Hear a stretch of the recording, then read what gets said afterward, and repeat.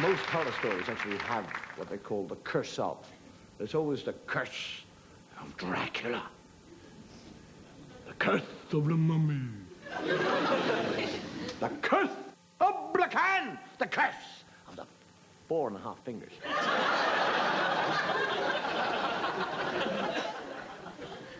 Tonight, ladies and gentlemen, we would, if we may, like to present our production of one of the most horrific, spine-chilling of all horror stories.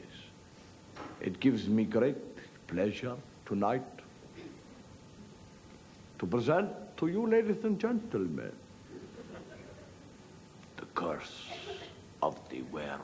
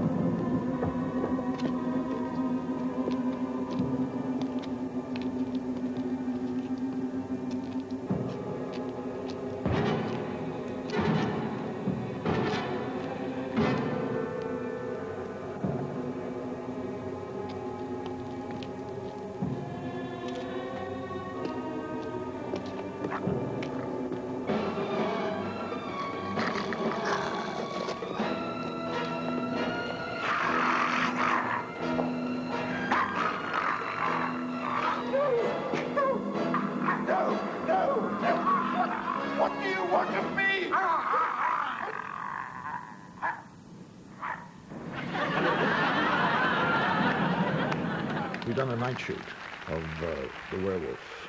It was quite late, so I didn't bother to take the makeup off. I said to the makeup girl, I'll do it when I get home, and I'll take it off. But I'd forgotten.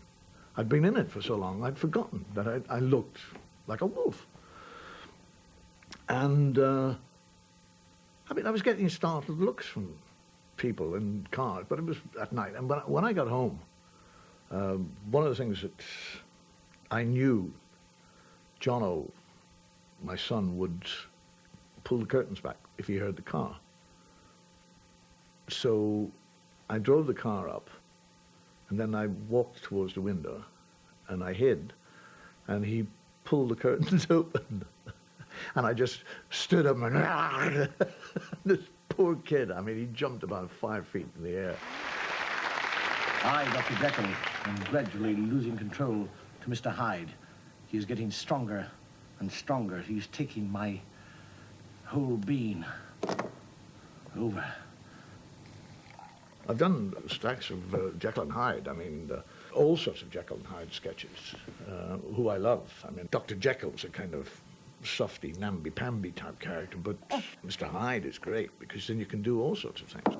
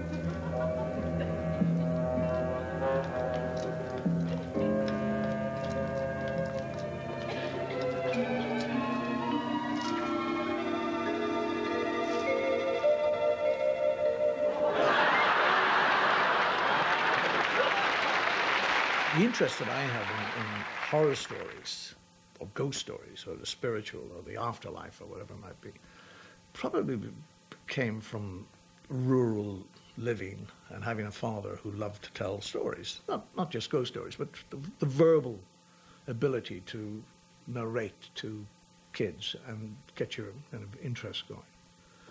And that's what he would do. And I mean, it wasn't a kind of regular thing, but it would, if we could persuade him, you know, we'd say, Daddy, come on, tell us a story. And if he was in the kind of mood to tell a story, the room would be changed around, the sofa would be brought up in front of the fire, and the armchairs would come in from the sides, and all the lights would be turned down, and with one candle and the light of the fire. And then we would all huddle in. And at the end of the story, then we were sent off into this rattling house, frightened the shit out of you. Holy God! You devil! In bed with my wife! Sit up and take it like a man.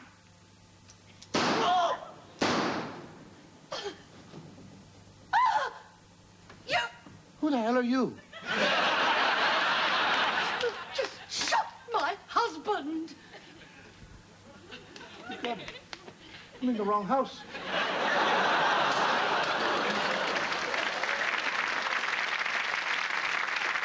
This poor fellow sitting in the bed was pockmarked with shot. And I don't know whether I was standing too close or the charge was too much, but to this day, the BBC used this sketch as a safety example of what not to do, which is a hell of a way to learn.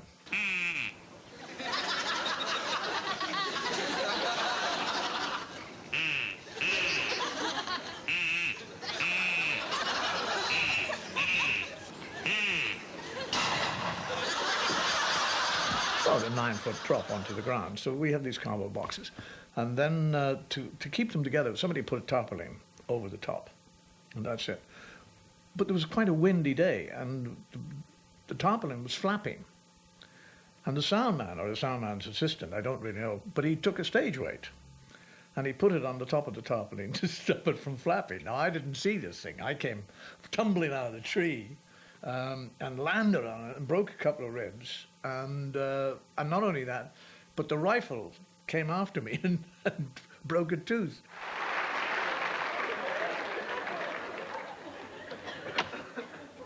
Bye-bye, Daddy. Goodbye, darling. Wave. What? Wave. No, wave. So I heard it. And I had no idea. I had no idea the force of the water. I had no idea how much water. All I heard was, and this thing hit me in the back. And I mean, I went right into the table, which was screwed to the floor, took off. And we all went, wham! It's a very important part of the Irish way of life, horse racing. An awful lot of horses in Ireland. We love racing. And you get the trainer talking to the jockey, and he says, "You're on this horse now, boy, and you've got to win. I've laid my life on this horse. If you don't win, I'm ruined. Finished. Gone. Walked upon." And the jockey said, "Don't worry, sir, now. Don't worry with me legs across that horse. I'll make him go like a boot out of hell." And the race starts. And they come to the first jump, and he's over, and they come to the second jump, and they're over, and the third jump, and it's over. And he's leading by a neck, coming up to the last jump. Goes over, stumbles. The little jockey's lying on the ground, and he thinks, the trainer will be ruined if I don't. Remounts the horse and gallops on and wins. And runs up to the trainer and said, "I did it, even though I fell. I remounted the horse, and I won." He said, "You remounted the wrong bloody horse."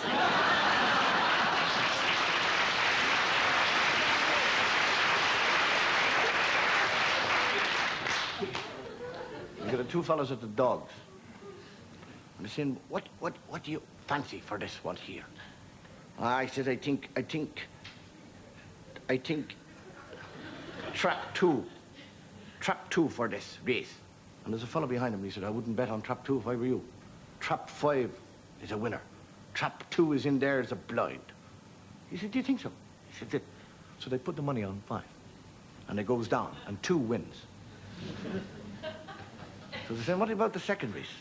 He said, I think 1 for this one. He says, right, we put the money on 1. Your man's behind him again. He said, oh, no. 1 is a terrible lame duck. He's only there as a runner. I wouldn't touch him. He said, you said that the last time. He said, the last time I made a mistake. But this time, don't bet 1. Put your money on 6. He said, what do you think? He said, well, he seems to know an awful lot about it. You better put the money on 6. He says, right.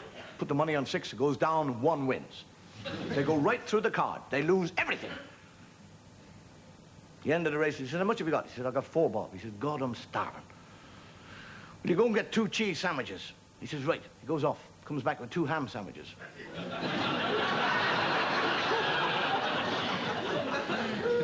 He said, I thought you were going to get cheese. He said, I met that fella again.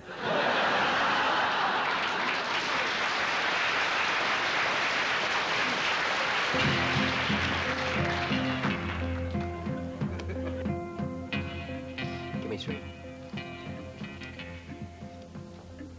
2 cards. Dealer takes 1.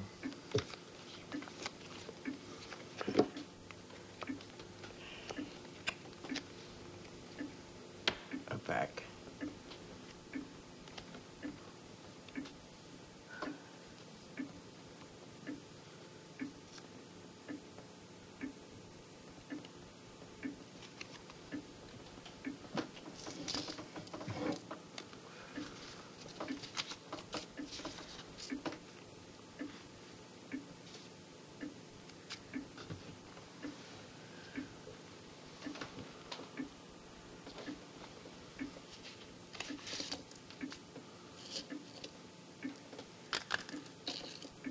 See ya.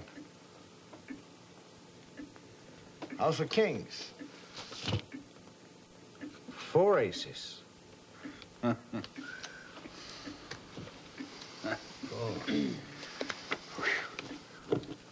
want 1 more hand?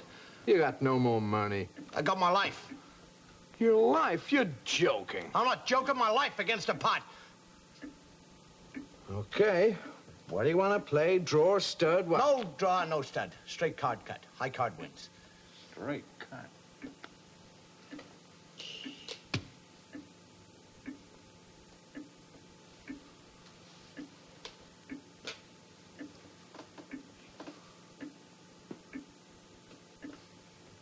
Four.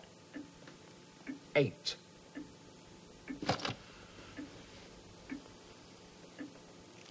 You want to go doubles or quits? Every Tuesday, my mother used to have a bridge party. And all these aunts used to come and play bridge. And then they'd have tea and sandwiches. And then they'd play poker.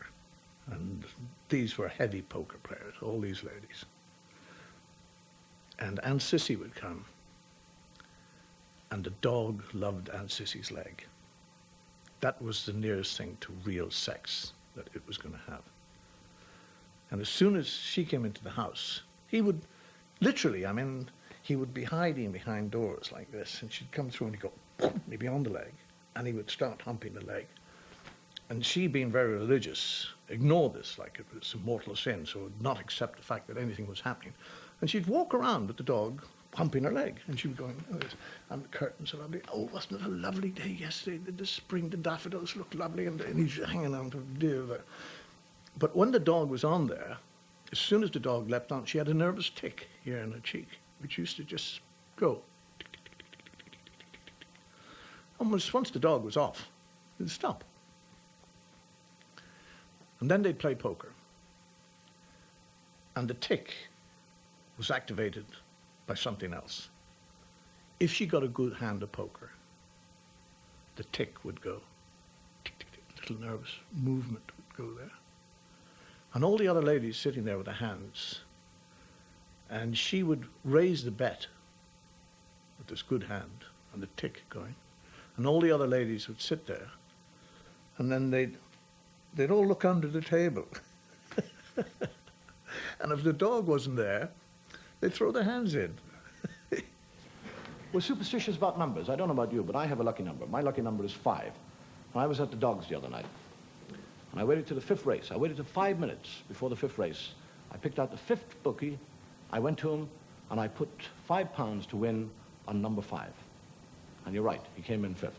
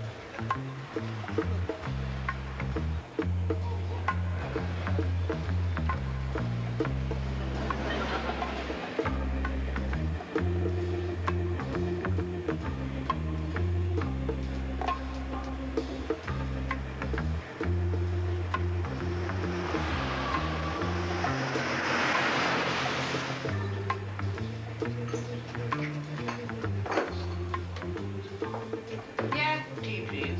1 tea.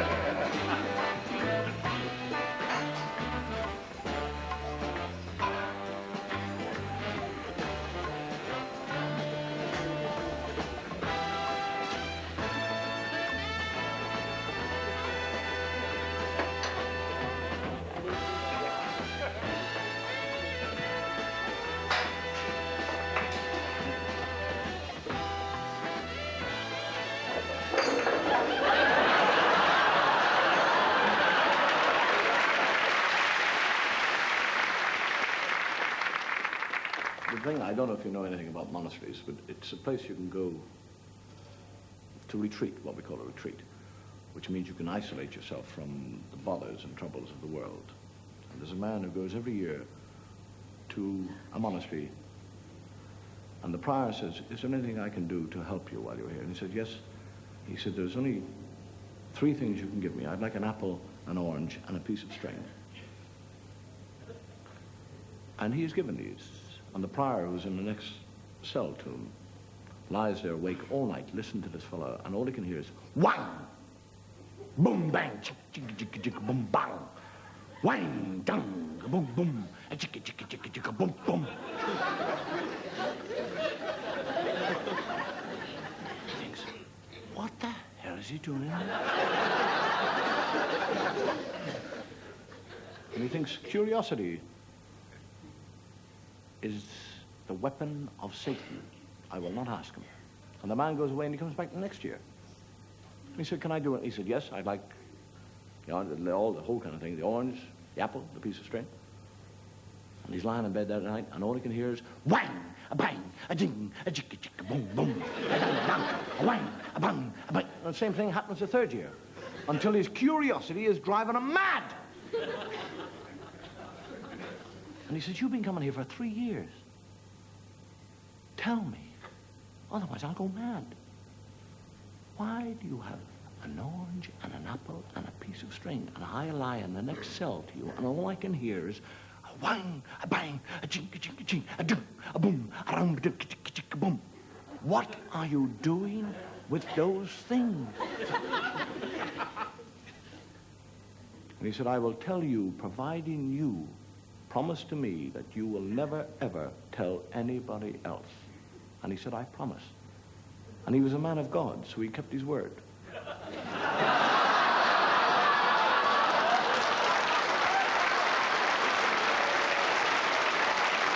I used to listen to the radio when I was a kid, and there was a man called Valentine Dial who had the most wonderful voice, tremendously deep voice.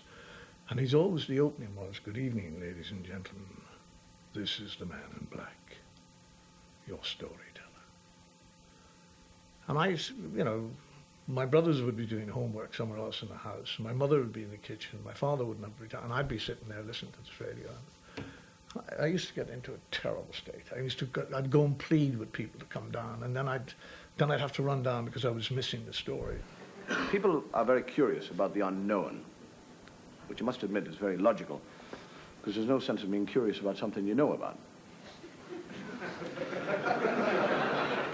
And I have been known to tell what one would call stories about the unknown or the spiritual world. And I actually had a letter from somebody, a woman who wrote and said, please don't tell any more ghost stories.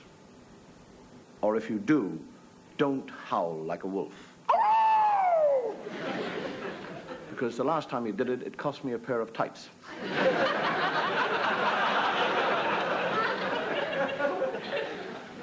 Now, I thought exactly what you would think. And I wrote and asked her how I cost her a pair of tights. And she explained that she always watched the show with her tabby cat, which used to sit on her lap, fast asleep. And when I howled, I went, this cat went, it probably cost that lady another pair of tights. I was in Glencoe, which is the massacre center of the McDonald's by the Campbells. And by hearing about this massacre, you think, God, there was thousands of them. Well, there was only, I think, about 30 people killed in this, sadly, but there were. And I arrived there on an autumn day, and as you drive up towards Glencoe, the mountains are like huge black hands. They have this kind of black-blue color, and you've got this straight road running up, and it looks like you're kind of going into something which is spiritual in a way. And I drove up there, and I was walking around Glencoe, and there was nobody, very few people there.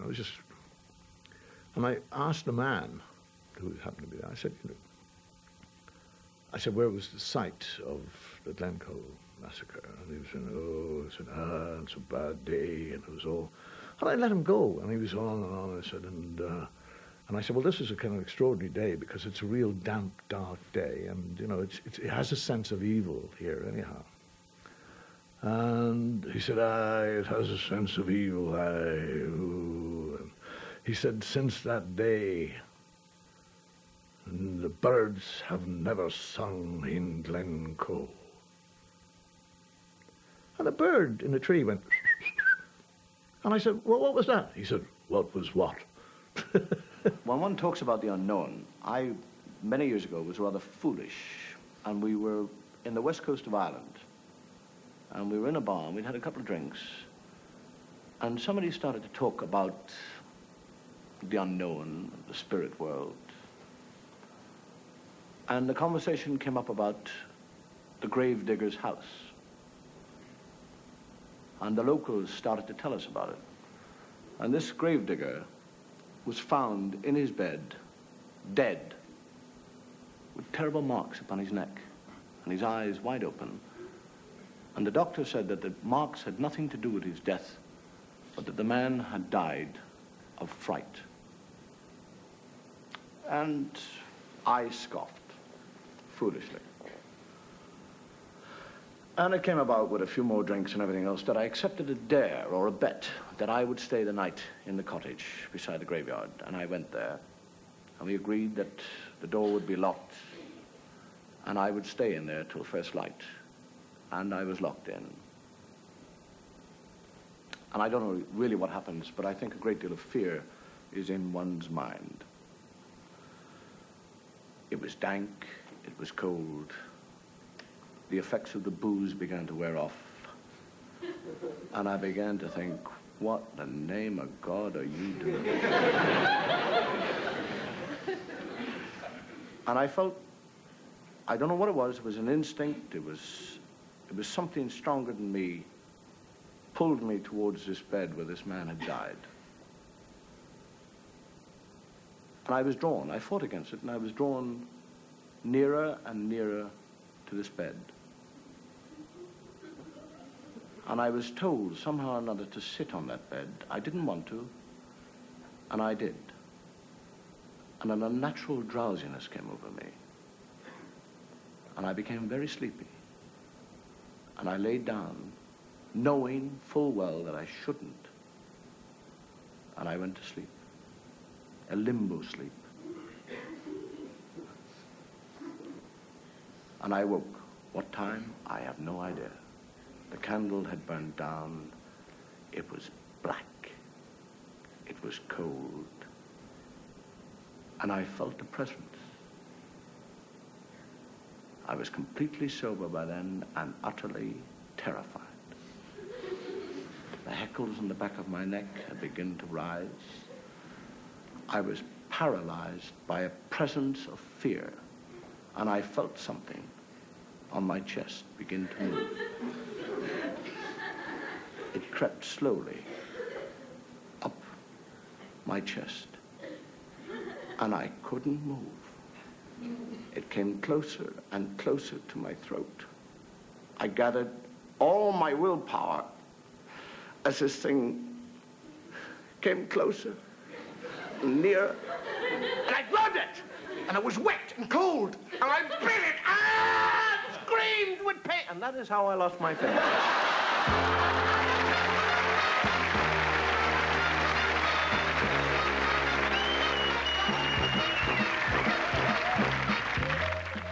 And there's more from Dave tomorrow night at 10:45 here on BBC Two.